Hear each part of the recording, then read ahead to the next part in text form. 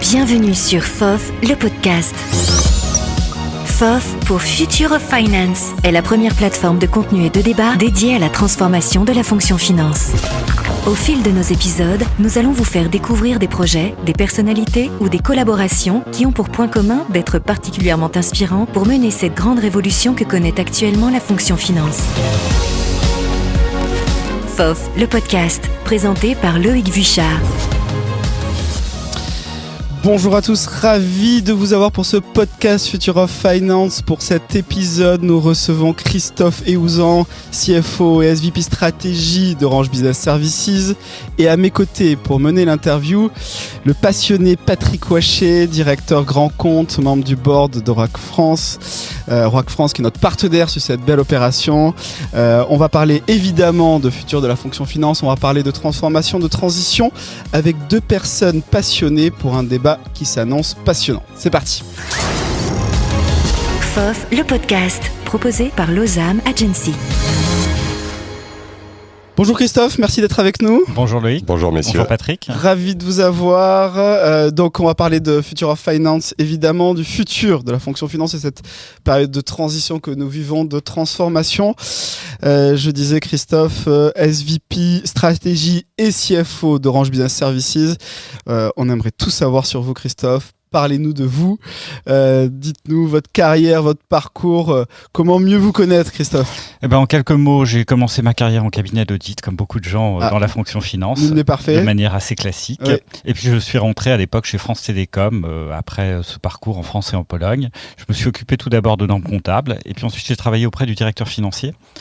Et en travaillant auprès du directeur financier, il y a eu un changement de directeur financier et j'ai eu l'occasion de travailler sur la transformation du contrôle de gestion. Oui. Et à cette occasion, d'ailleurs, j'ai travaillé avec Jean-Marie Descarpentries, qui était ancien patron de Bull et de Carnot Metal Box, et qui avait participé, mis en place des transformations dans les entreprises. Et ça m'a fait un petit peu découvrir à la fois les enjeux de transformation et puis les enjeux d'humain dans la transformation. Les enjeux de technologie. Alors, les enjeux de technologie, à l'époque, c'était quand même il y a assez longtemps, c'était au début des années 2000, donc les enjeux de technologie étaient quand même plus faibles. On en parlait, mais ils n'avaient pas le même poids qu'aujourd'hui. C'est-à-dire, tout ce qui est sujet de digitalisation, c'est quelque chose dont on parle depuis une dizaine d'années maximum. À l'époque, on n'en parlait pas vraiment. On parlait d'automatisation, il y avait quand même ce type d'enjeu, mais pas au même niveau qu'on peut le voir aujourd'hui. Et puis après, je me suis occupé de la finance de la zone Moyen-Orient, Afrique au sein du groupe, et puis de la comptabilité du groupe. Et à la comptabilité du groupe, j'ai eu des gros enjeux de transformation parce qu'il y avait beaucoup de départs en retraite et donc il fallait automatiser, retravailler nos processus. Et c'est là un petit peu que j'ai découvert la transformation digitale et les enjeux de digitalisation et les nouveaux outils à partir des années 2015-2016. On voyait vraiment un saut dans ce que pouvaient permettre les outils. Du cloud. Voilà. Alors des prémices du cloud. Oui, d'ailleurs, à l'époque, on a décidé chez Orange de changer de RP, de migrer en cloud. On était particulièrement en avance. Oui, mais parce que c'était pour nous un moyen aussi de tester avec un éditeur qui nous accompagnait. Donc, ça permettait de faire fonctionner les choses. Une passion, Christophe? Une passion, le jardinage. Le jardinage? Bon, très bien. On verra si on aura quelques métaphores ensemble. Patrick, quelques mots sur toi? J'ai rejoint Oracle en sortant de l'école. Tu parlais de passionné. Je suis sorti de l'école, je suis rentré chez Oracle par hasard. Un bébé Oracle. Exactement. Et j'ai fait l'ensemble de ma carrière en étant toujours attiré par la gestion des grands comptes et la relation avec les grands comptes. Et le fait d'essayer de les accompagner dans leur modernisation au début, leur automatisation, comme le disait Christophe. Puis leur transformation digitale. Alors on va essayer d'être concret justement en parlant de transformation de la fonction finance. Christophe, chez Orange Business Services, vous avez globalement une grande transformation qui est en cours.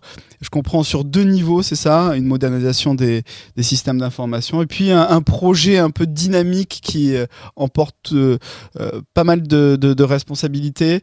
Est-ce que vous pouvez nous en parler, les objectifs, la démarche?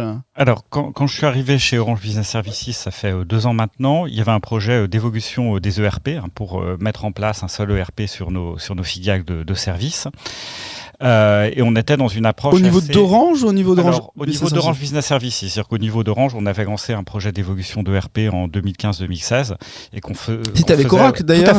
Tout à fait avec C'était Oracle. Fusion, si je. Alors c'était Oracle RP Cloud. Effectivement, on l'a baptisé au Fusion chez nous, mais je crois que maintenant ça s'appelle Oracle RP Cloud. Mais on a un peu les deux dénominations, mais effectivement, ce qui était très drôle avec votre projet, le fait qu'il s'appelle O Fusion, le O pouvait être Orange Fusion, Oracle Fusion. Ah. C'était un clin d'œil assez drôle, j'ai toujours trouvé. Et donc, quand je suis arrivé chez OBS, il y avait un projet de ce type pour les filiales de services, ce qui était un petit peu différent des autres entités plus télécom sur lesquelles on avait fait des migrations, parce que sur les filiales de services, on avait embarqué la supply chain, le project management, donc un certain nombre de modules et d'activités qu'on n'avait pas du tout sur les activités télécom. On était achat-finance de manière un petit peu plus simple. Et puis, ce projet avançait, mais on savait que c'était un projet qui mettrait du temps parce qu'il fallait revoir les processus des différentes entités. Et puis, c'était finalement sur une petite partie du périmètre de l'ensemble Orange Business Services. Et quand je suis arrivé, j'ai simplement interrogé mes clients internes, les opérationnels. Qu'est-ce que vous attendez de la fonction finance? Est-ce que vous êtes satisfait? Et le retour n'était pas super positif. À quel niveau? En termes de satisfaction, c'est-à-dire est-ce que la finance, elle m'accompagne assez ou est-ce qu'elle passe beaucoup de temps dans ses reporting? Est-ce qu'elle passe beaucoup de temps entre elles, à travailler entre elles plutôt qu'à m'accompagner au plan business? Et ce qui était un peu ressorti, c'est-à-dire qu'ils attendaient plus de proximité, plus des financiers. Alors c'est pas forcément que de la proximité, mais une capacité à travailler plus sur des enjeux de création de valeur et moins sur des enjeux de reporting, de comment j'aligne les chiffres, où je vais chercher les chiffres. Tu as quelques exemples, parce que c'est un élément qui ressort assez souvent. On veut la finance, partenaire du business. Est-ce que tu as quelques exemples concrets d'attentes qu'avaient pu exprimer tes alors, tout simplement, on a fait une enquête. Notez-nous, est-ce qu'on est au bon niveau sur telle ou telle chose? Et j'ai pas en tête, d'exemples très concrets qu'ils avaient fait ressortir, mais on n'était pas au niveau d'accompagnement qui était attendu. Donc, on avait ça à la fois, et puis on avait en même temps nos collaborateurs qui nous disaient, mais on n'en peut plus, quoi. On passe un temps considérable à sortir des reportings, à gagner les chiffres. C'est assez compliqué. Et au sein du groupe Orange Business Services était perçu comme étant plus complexe, notamment du fait de l'histoire de ces systèmes d'information. Quand vous avez accumulé un certain nombre d'acquisitions, vous avez un certain nombre de systèmes différents qui cohabitent. Et du coup, à la fin, comme le financier est en bout de course, ça peut être assez compliqué pour lui. Donc on s'est dit, en fait, on ne peut pas juste se contenter de notre projet de RP et puis attendre qu'il déroule. Et puis, une fois qu'on l'aura déroulé sur les filiales services françaises, on déroulera sur les filiales services internationales et puis on déroulera sur le reste du périmètre. En fait, ça va prendre beaucoup de temps. Et donc, il faut qu'on ait un projet un petit peu d'ensemble. Et puis, par ailleurs, de l'expérience que j'avais pu avoir à la comptabilité, c'est bien des projets de système, mais ce qui est bien, c'est de s'occuper des gens aussi. Oui. C'est comment ça les aide à évoluer, qui voient un bénéfice pour eux. Quand vous dites s'occuper des gens, c'est ça, c'est que ça soit tangible pour les directions opérationnelle. Alors là, en l'occurrence, j'étais pas sur la direction opérationnelle. J'étais sur les collaborateurs de la direction financière. C'est-à-dire qu'eux voient un bénéfice. Et il y a des endroits où vous basculez de système d'information, vous passez d'un processus à un processus B, et là, vous pouvez voir un bénéfice tangible tout de suite. Mais quand vous avez un seul système, un seul périmètre, c'est assez facile, c'est visible tout de suite. Là, chez nous, on est assez pluriel et très décentralisé. Donc, en fait, c'était pas évident. Et puis, par ailleurs, la transformation, le changement, les nouveaux systèmes, les nouveaux outils, les nouveaux systèmes d'information, ça suppose de se mettre un petit peu dans une logique de changement, de qu'est-ce que permet le système et comment je vais en faire le plus possible à partir de ce système. C'est-à-dire, je suis plus, voilà ce que j'aimerais faire. Je vais voir un éditeur, je vais voir un intégrateur, et voilà ce que je veux obtenir à la fin. C'est qu'est-ce qui est possible, qu'est-ce que font d'autres boîtes, qu'est-ce qu'il y a dans le système et comment j'observe. Donc ça veut dire qu'il faut se mettre dans un état d'esprit un petit peu différent. Donc il faut que un petit peu tout le monde à la direction financière soit acteur du changement. Et c'était un petit peu cette idée qui nous a porté, pour se dire il y a quelque chose à faire, pour s'occuper d'un petit peu tout le monde. Et puis après, ça s'inscrivait aussi dans une logique groupe qui était côté Orange. On avait lancé un projet de transformation digitale de la fonction finance, Digital New Adventure, et Orange Business Services n'était pas vraiment dedans. Donc on s'est dit que c'était aussi un moyen de rejoindre un petit peu la dynamique groupe qui passe par des changements d'outils, bien sûr, mais pas que ça. C'est aussi des nouvelles manières de travailler, des nouvelles manières de faire, des nouvelles compétences pour les collaborateurs qui sont à acquérir à la fois au plan au plan business, type la data, savoir servir de la data, mais aussi de transformation, c'est-à-dire des transformations en mode agile, des choses comme ça qu'on n'est pas habitué à faire côté finance. Alors comment on fait concrètement pour être, je reprends les mots, concret, tangible, bénéficier d'avantages concrets? Comment on fait? Alors, en fait, ça prend du temps. Déjà, c'est quelque chose qu'il faut accepter, et peut-être d'ailleurs comme une métaphore puisqu'on parlait du jardinage, c'est pas en tirant sur le brin d'herbe qui pousse plus vite, c'est plutôt en s'étant occupé de préparer la terre. Donc en fait, ça a été ça le premier sujet. Quand on dit que ça prend du temps, ça prend combien de temps? Quel horizon de temps vous donnez? Mais en fait, ça dépend de ce que vous voulez Alors, sur cette démarche faire. un peu fédératrice. En fait, cette démarche, on l'a démarrée il y a un peu plus d'1 an. Oui. On l'a démarrée il y a un petit peu plus d'1 an. La première... Donc avant le confinement? Ouais, non, pas avant le confinement. Enfin, on avait initié, guidé de démarrer il y a... quasiment quand je suis arrivé, et puis le temps de comprendre comment ça fonctionnait, le temps de comprendre aussi ce qu'attendaient nos clients internes, quels étaient nos enjeux, et puis après en même temps, c'est quelque chose dont je me suis rendu compte avant à la direction comptable, finalement j'avais 2 grosses clôtures par an, j'avais beaucoup de temps pour la transformation. Quand vous êtes financier d'opération, c'est un peu plus compliqué d'avoir du temps pour la transformation, donc il y a même des moments quand vous êtes dans les budgets, les plans strat, vous avez un peu de mal à vous occuper de transfo, et pourtant c'est essentiel. Et on ne peut pas se contenter d'1 ou 2 mois par an. Donc il faut trouver les bonnes ressources, les bonnes personnes. Donc guider à germer. Et puis le premier sujet, c'est de trouver la bonne personne pour porter. Quelqu'un qui connaisse l'organisation et puis qui a envie de porter un projet, de changement. Quelqu'un qui était en charge de la direction finance internationale chez Orange Business Services, donc qui connaissait très bien Orange Business Services et qui avait envie de faire bouger les choses parce que justement il y avait une attente de l'ensemble des collaborateurs. Alors la première chose, ça a été qu'est-ce qu'on veut faire, c'est de réfléchir sur ce qu'on voulait faire. Et ce qu'on voulait faire, c'était pas juste ce que moi je voulais faire. Parce que d'une certaine manière, j'aimerais que tout soit automatisé, tout soit presse-bouton. Oui, mais il faut y aller étape par étape. Il ne faut pas faire des promesses non plus qu'on ne pourra pas tenir ou qu'on mettra un temps fou à tenir. Donc il fallait voir un petit peu qu'est-ce qu'attendaient les uns et les autres. Et on l'a fait à la fois avec ce qu'on appelle la management team, donc une équipe d'une 30aine de personnes, sur qu'est-ce qu'on attend, quelle est la vision. Et puis on s'est dit, mais il faut qu'on embarque tout le monde. Et pour embarquer tout le monde, alors au début, on se posait la question de est-ce qu'on va faire venir des gens à Paris, comment on va faire, parce qu'on est partout dans le monde chez Orange Business Services.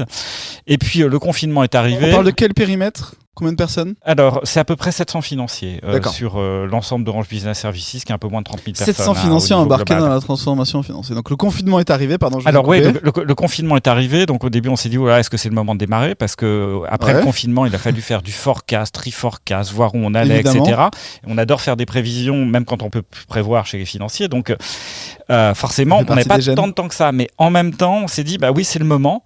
Parce que si on le fait pas maintenant, on va juste crever. C'est vraiment, il y avait trop de choses à faire. Et alors, même si là on était en train d'en rajouter, il faut avoir la capacité un petit peu d'investir sur certaines choses pour à la fois se donner des perspectives, un petit peu d'espoir, et puis à un moment donné que cet espoir devienne une réalité. Et donc on a démarré, alors en s'appuyant aussi sur un consultant interne, il y a une agence de transformation à l'intérieur du groupe Orange, donc des gens qui sont formés à l'agilité, à la méthode agile, et qui nous ont à la fois formés à la méthode agile et puis fait démarrer avec l'ensemble des collaborateurs. Donc on leur présente la vision et on leur dit maintenant qu'est-ce qui peut vous faire gagner du temps. Et dites-nous quelles sont les initiatives locales qui peuvent vous faire gagner du temps. Donc ok, on a nos grands projets de système, donc on vous donne la roadmap, on vous explique ce qu'on va faire, mais on est certain qu'il y a des petites choses sur le terrain qui peuvent vous faire gagner du temps. Les fameux quick wins. Et c'est à vous de les donner. Alors les fameux quick wins, ce qui n'est pas toujours évident d'ailleurs, parce qu'il y a certaines initiatives qui sont ressorties au départ, et puis après on s'est dit, en fait ce sera jamais quick. Donc il y aura peut-être du win derrière, mais ce sera jamais quick. Donc celle-là, on va peut-être la mettre pour plus tard. Qu'est-ce qui est ressorti? Alors il y a une vingtaine d'initiatives qui sont ressorties. Alors pas que des choses techniques. Une vingtaine, c'est énorme. Avec 700 personnes, 80 personnes qui sont engagées vraiment dans la transformation, donc c'est pas non plus aberrant. Et il y a des choses qu'on a regroupées aussi. Il y a des choses tout simplement sur le partage d'informations. C'est finalement au sein de la direction financière, on ne sait pas qui fait quoi. Parce que comme c'est très décentralisé, on ne sait pas qui fait quoi, quelles sont les compétences à tel ou tel endroit. Tiens, ça serait bien de nous expliquer. Donc travailler sur le réseau social interne. Il y a également sur les parcours de carrière. C'est-à-dire que autant en France, comme il y a des effectifs relativement importants en France, on arrive à avoir des parcours, des formations, etc. C'est bien fait. À l'international, les gens étaient un peu sur leur poste depuis très longtemps et bougeaient moins. Donc, réfléchissez au parcours. Donc, il n'y a pas eu que des aspects techniques. Et puis, il y a eu des enjeux techniques. De manière très concrète, comme on a plein de systèmes d'information, quand on va voir un client pour lui dire « vous nous devez tant », en fait, on se rend compte que parfois il a payé ou qu'on n'a pas la consolidation de l'ensemble des applications et la vision globale de l'ensemble. Et donc là, il y a une équipe qui a travaillé toute seule. Oui. Alors, toute seule. Pas complètement au sens, c'était au moment où on s'est dit quel outil de visualisation on veut avoir et qui a été formé en avance sur cet outil de visualisation pour justement pouvoir agréger l'ensemble du reporting et permettre au commercial, quand il va voir le client, d'avoir une vision complètement consolidée, mise à jour en temps réel et sans erreur, parce qu'avant il y avait de la ressaisie dans tous les sens, de combien le client nous doit, où il en est et qu'est-ce qu'on a livré au client. Donc des choses très concrètes et qui ont pu être faites par les équipes en ayant juste un complément de formation et des équipes qui venaient de différents endroits. Donc il y a eu des projets qui sont sortis, qui sont purement locaux et pensés localement. On n'y aurait pas pensé tout en haut parce que sur certaines choses, on n'avait juste pas conscience en haut, à mon niveau, qu'il y avait telle ou telle difficulté. Donc c'est aussi, l'intérêt, c'est de leur permettre d'identifier les initiatives concrètes, les sujets concrets qui vont leur faire gagner du temps. Alors, il y a des choses qui n'ont pas complètement marché. Hein. Il y a des choses où on s'est dit, tiens, ça, ce serait une bonne idée, ouais, mais c'est compliqué à mettre en œuvre, il va falloir du temps, etc. Et par exemple, quelques fausses bonnes idées. Des fausses bonnes idées, c'est certaines automatisations de processus compliqués. Ouais. Et ça, en réalité, il vaut mieux qu'on reprenne le processus, le refondre initialement, le refondre. Que de... Et ça, c'est pas évident. Et je me souviens quand je suis arrivé à la comptabilité du groupe, j'avais dit on va automatiser beaucoup de choses. Alors, c'était avant qu'on parle de digitalisation. Ouais. Et puis je me suis rendu compte que à la fois on tentait d'automatiser des choses compliquées, et puis après on raisonnait pas non plus retour sur investissement. C'est-à-dire l'automatisation. Sur certaines choses, elle peut coûter cher et il peut être plus pertinent de continuer à faire manuellement. Et donc, on n'avait pas ce réflexe-là. Donc là, on a essayé pour le coup de l'avoir. Je trouve ça intéressant. Il y a plein de choses sur lesquelles j'ai envie de réagir. Je vais réagir en premier sur le dernier point que tu viens d'évoquer. Je me souviens d'un cas un peu similaire où on était dans une démarche avec un client sur un projet finance et qui nous avait posé une question. Comment vous pouvez me permettre d'automatiser le recouvrement ou le paiement des factures entre... la France et la Russie. Et mes équipes ont commencé à chercher et en fait la réponse je l'ai trouvée, je leur ai dit mais on peut pas.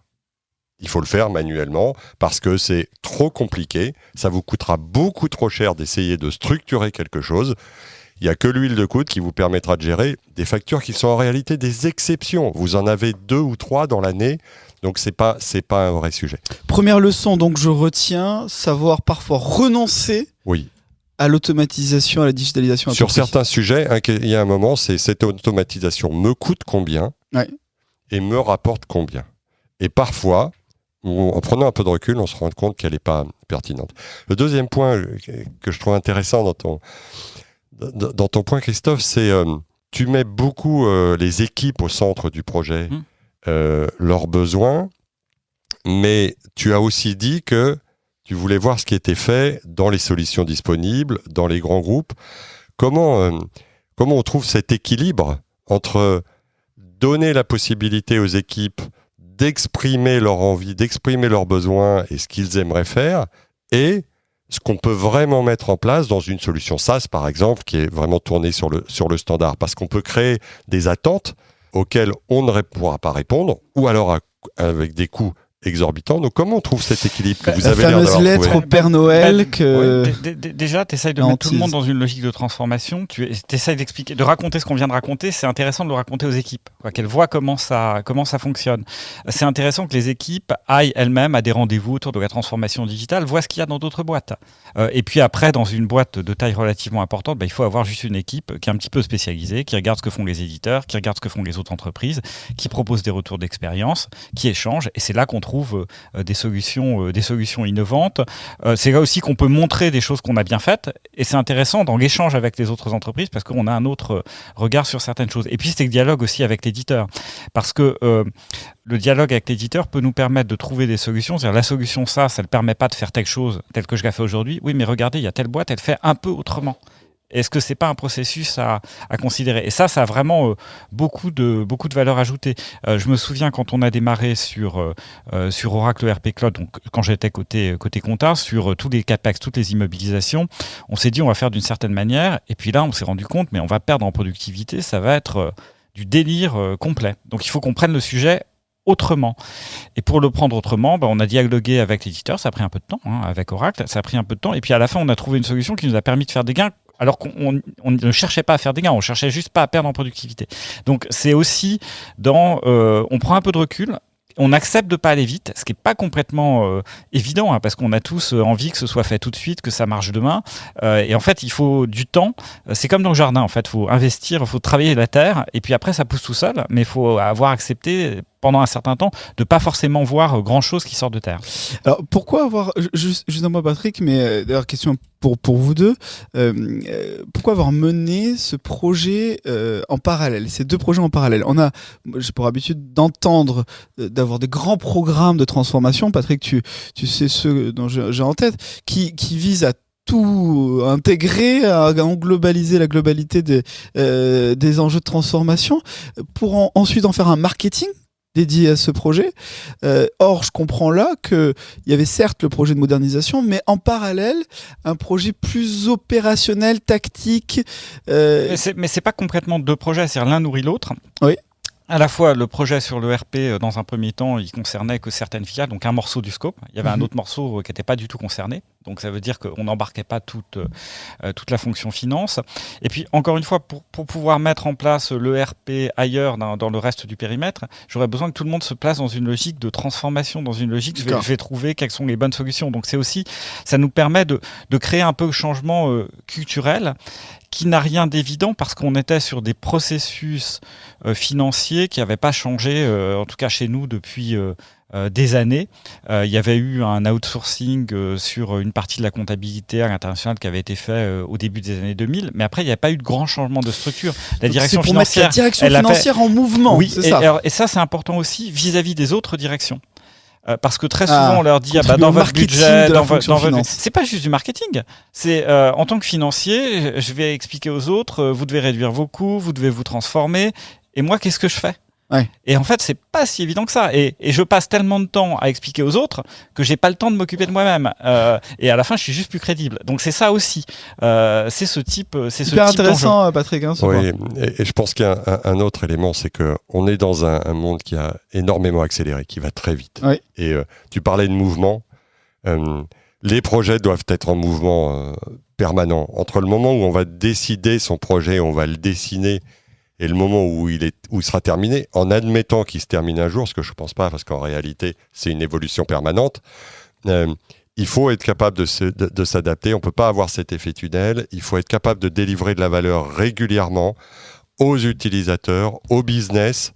On parle de quick win, mais le quick win, c'est le mouvement aussi, tout en ayant une vision, on sait où on va aller. Donc c'est vraiment important d'éviter cet effet tunnel qui ferait délivrer quelque chose d'obsolète. Et ce qui est important, c'est d'embarquer aussi tout le monde dessus, parce qu'avant, il y a quelques années, les processus financiers, finalement, c'est des choses qui bougeaient pas trop. Oui. Maintenant, avec les nouvelles solutions SaaS, ça veut dire qu'on a des nouvelles versions tous les 6 mois. Donc ça veut dire qu'il faut d'une certaine manière...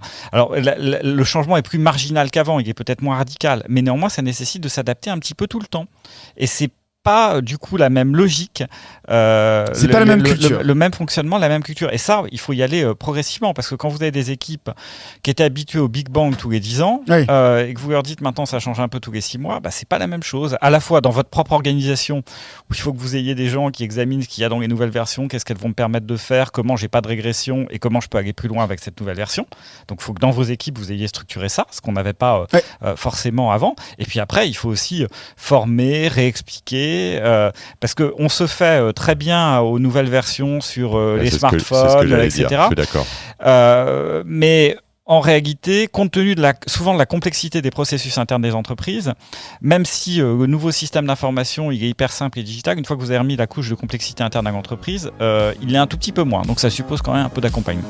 Oui, je suis d'accord.